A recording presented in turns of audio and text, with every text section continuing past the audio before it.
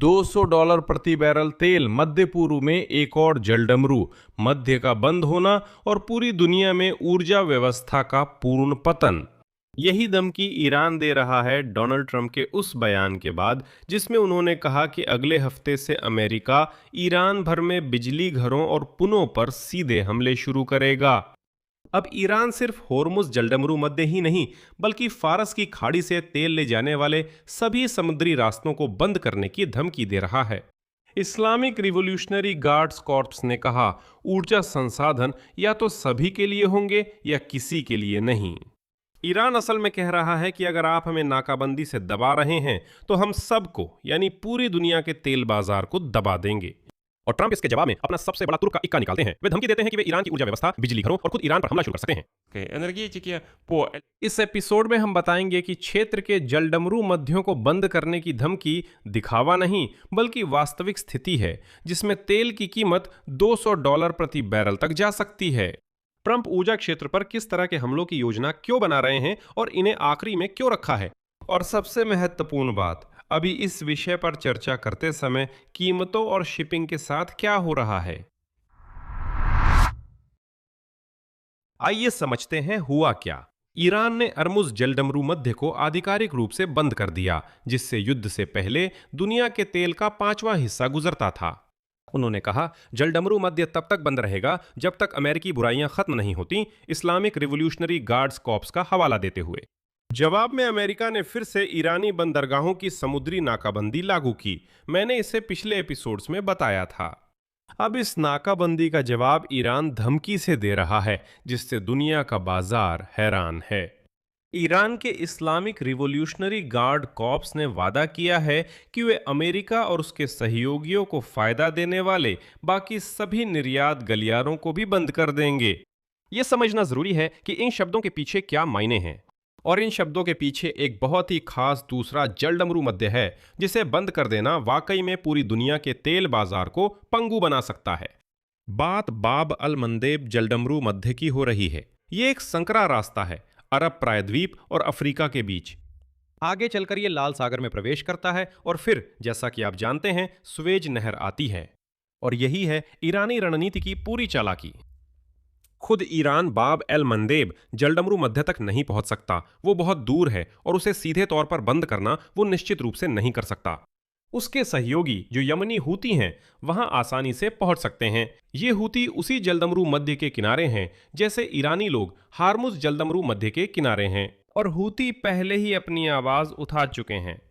आंदोलन के एक उच्च पदस्थ प्रतिनिधि ने सोमवार को सीधा चेतावनी दी, अगर सऊदी अरब यमन पर बमबारी जारी रखता है तो समूह बाब अल मंदब जलडमरू मध्य को बंद करने के लिए तैयार है। और इसी यमनी अधिकारी ने कहा कि ऐसा कदम तेल की कीमत को $200 प्रति बैरल तक पहुंचा सकता है।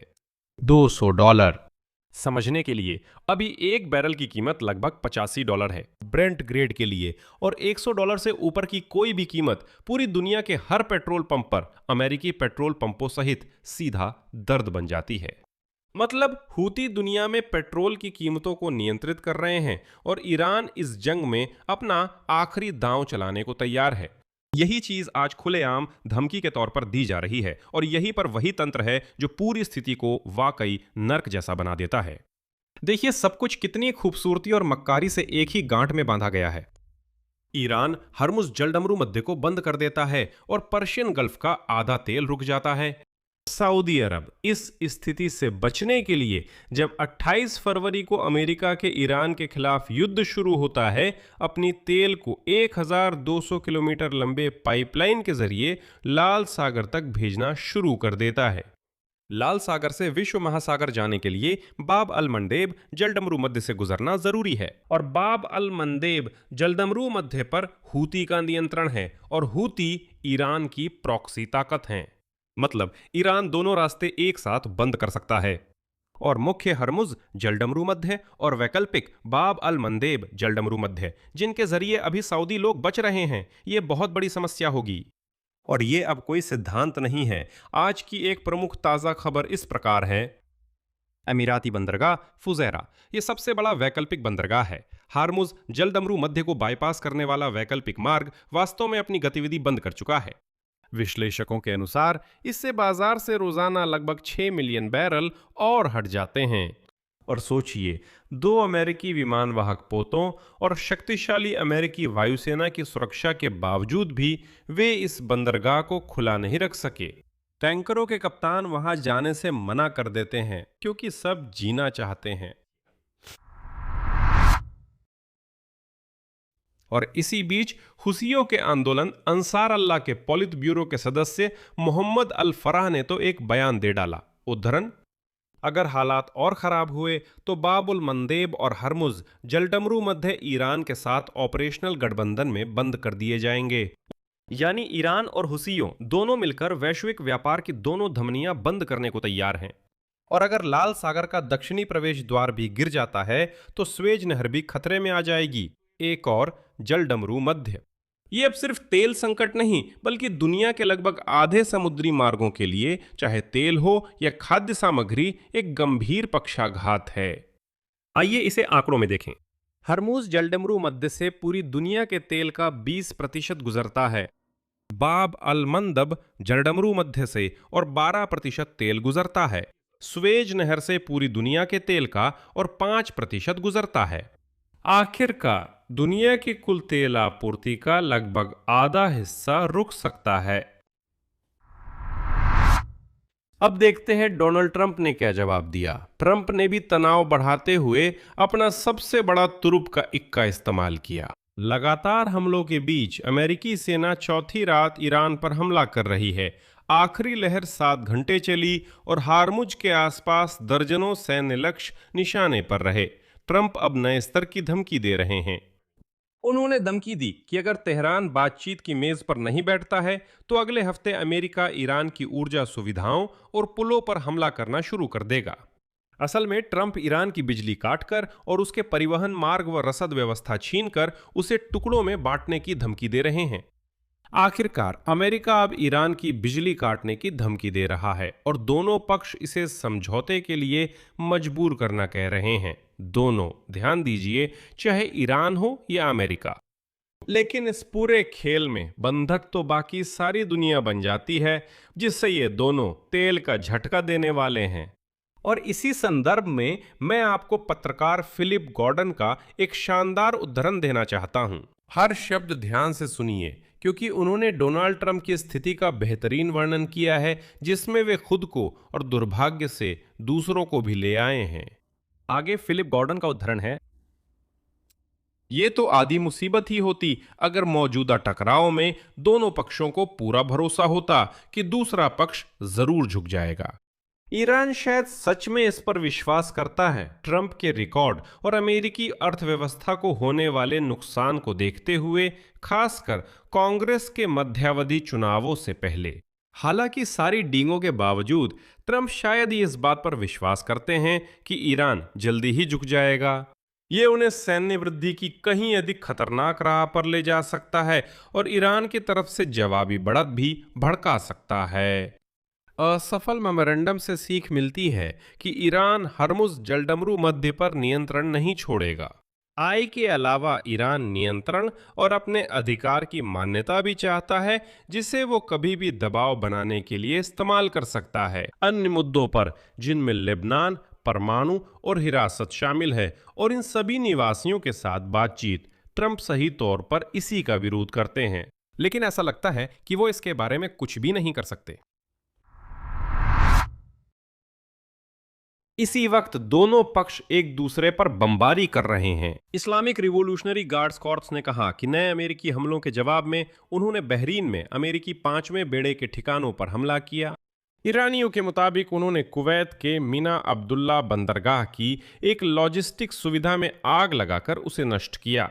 उन्होंने अजराक में उस जगह पर हमला किया जिसे उन्होंने अमेरिकी बेस बताया जो जॉर्डन में है, और वहां हवाई जहाज के हैंगर को निशाना बनाया। और एक और अहम बात है जो दिखाती है कि युद्ध का भंवर कैसे फैल रहा है। ईरान ने आज साफ तौर पर कहा कि उस पर किए गए कुछ अमेरिकी हमले सीधे जॉर्डन की जमीन पर स्थित बेस से किए गए थे। ये महत्वपूर्ण है, यानी ईरान वास्तव में अब जॉर्डन पर भी मिलीभगत का आरोप लगा रहा है और उस पर निशाना साध रहा है। बुधवार सुबह जॉर्डन की वायु रक्षा प्रणाली ने ईरान की ओर से उसकी हवाई सीमा में घुसी 3 बैलिस्टिक मिसाइलों को रोककर गिरा दिया। यानी अब युद्ध के घेरे में सिर्फ ईरान और अमेरिका ही नहीं, बल्कि बहरीन, कुवैत और कतर भी इसमें खिंचते जा रहे हैं, जबकि सऊदी अरब, संयुक्त अरब अमीरात और यहां तक कि ओमान पर भी हमले हुए हैं।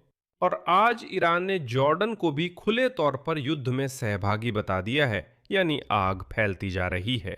और मेरे लिए सबसे महत्वपूर्ण संकेतक ये है कि क्या हो रहा है और ये सब किस दिशा में जा रहा है। वो है बाजार की प्रतिक्रिया, क्योंकि माफ कीजिए लेकिन पैसे कभी झूठ नहीं बोलते। पैसे कभी झूठ नहीं बोलते। पिछले 2 दिनों में ब्रेंट क्रूड ऑयल की कीमत 11% ऊपर चली गई है, और अगर रविवार से देखें तो यह 15% से भी ज्यादा बढ़ गई है। मंगलवार को ब्रेंट का एक बैरल एक समय में $87 तक पहुंच गया था। साल की शुरुआत से अब तक तेल की कीमत लगभग 40% बढ़ चुकी है। और क्यों मैं जोर देकर कहता हूं, बाब उल मंदेब अभी बंद नहीं हुआ है, वह खुला है। और इसी वजह से सऊदी अरब लगभग 4 से 4.5 मिलियन बैरल तेल रोजाना निर्यात कर सकता है। ये उदाहरण डोनाल्ड ट्रंप की इस स्थिति में ऊहापोह दर्शाता है। सोमवार को उन्होंने अपने 20% शुल्क की घोषणा की, जो हारमुज जलडमरू मध्य पार करने पर लगेगा। मैंने इस पर एक अलग एपिसोड भी बनाया, अगर आपने वो मिस किया है जरूर देखिए, उसमें सब विस्तार से बताया है। भारी आलोचना के बाद ट्रंप ने मंगलवार को यह विचार छोड़ दिया। जैसे कहते हैं, उन्होंने पीछे हटने का फैसला किया और बिना कोई सबूत या विवरण दिए उन्होंने यह दावा किया कि इस 20% टैक्स की जगह वह खाड़ी देशों के साथ कुछ निवेश समझौतों की कोशिश करेंगे। मैं एक बात कहूंगा, याद है 2025 में ट्रंप ने मध्य पूर्व दौरा किया था, तब उन्होंने कहा था कि उन्होंने ये हासिल किया। उन्होंने पहले ही कुछ सुपर निवेश समझौतों पर $1 ट्रिलियन में डील कर ली थी, अरबों नहीं, ट्रिलियन। फिर अचानक एक साल बीत जाता है और वो कहते हैं, मैं 20% शुल्क नहीं लूंगा, हम निवेश समझौतों की कोशिश करेंगे। अरे ये तो तुम पहले ही कर चुके हो। तुम 1 साल पहले ही $1 ट्रिलियन के सौदे कर चुके थे। इन राजशाहियों के पास इतना धन कहां से आता है? पहले ही समझौता हो गया था। हैरानी है, लोग इस पर यकीन कर लेते हैं और कहते हैं हाँ ठीक है। देखा डोनाल्ड ट्रंप ने सबको कैसे मात दे दी। उसने 20% शुल्क लगाने की धमकी दी, और देखो सऊदी अरब और अमीरात ने कहा नहीं, सुनो हम बेहतर है कि निवेश करें। यह पहले भी हो चुका है। लियोनिद कुचमा के अनुसार यह पहले भी हो चुका है। यानी इंसान ने एक दिन में बिना तर्क के 180 डिग्री पलटी मार ली। आज वो जलडमरू मध्य पर कब्जे और गुजरने पर 20 का शुल्क की धमकी देता है, कल इरादा बदल लेता है। और यही बार बार पलटना शायद सबसे बड़ी समस्या है, क्योंकि बाजार नहीं जानता कि ये व्यक्ति 1 घंटे बाद क्या करेगा। और इसी अनिश्चितता से घबराहट और बढ़ रही है। इस बीच हार्मुज जलडमरू मध्य में जहाजरानी रुक गई है। समुद्री ट्रैफिक पर हमेशा नजर रखने वाली कंपनी KPLER के अनुसार पिछले 24 घंटों में हार्मुज जलडमरू मध्य से सिर्फ 2 टैंकर ही गुजरे हैं, और तुर्की के एक टैंकर तो माइन पर विस्फोट के बाद पूरी तरह डूब गया। ट्रंप जिसे खुला बता रहे हैं, वो जलडमरू मध्य असल में ठप पड़ा है और लोग वहां से गुजरने से डर रहे हैं। अब आइए इसका निष्कर्ष निकालते हैं, और मैं ईमानदारी से कहूं तो ये बिल्कुल भी खुश करने वाला नहीं है। दुनिया एक बहुत ही खतरनाक मोड़ पर आ गई है। अमेरिकी नाकाबंदी से घिरे ईरान ने अब सब कुछ दांव पर लगाने का फैसला किया है। वो एक नहीं बल्कि दोनों प्रमुख जलडमरू मध्य हॉर्मुजू और बाब अल मंदेब को बंद करने के लिए तैयार है, और पूरी दुनिया के लिए वैश्विक तेल बाजार को तहस नहस करने के लिए भी। तर्क सीधा और हताश है। ईरानी बस यही कह रहे हैं, सुनिए, अगर डूबना ही है तो चलिए सब मिलकर डूबते हैं पूरी दुनिया के साथ। ट्रंप कहते हैं कि वे ईरान की बिजली काट देंगे और उसके पुलों को बम से उड़ा देंगे। यही इस कहानी में सबसे चिंता की बात है। यहां समझदारी से काम लेने वाला कोई नहीं है। कोई नहीं है जो कहे रुकिए, चलिए रुकते हैं, कुछ तो गलत दिशा में जा रहा है। ईरान अब खोने को कुछ नहीं बचा। वो हूथियों और क्षेत्र को अपने साथ खींच रहा है।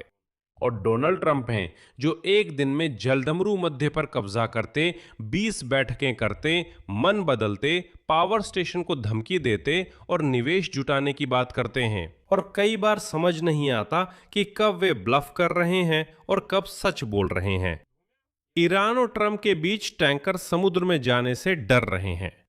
इनके बीच कच्चे तेल की ऊंची कीमतें हैं, जिससे हम सब परेशान हैं।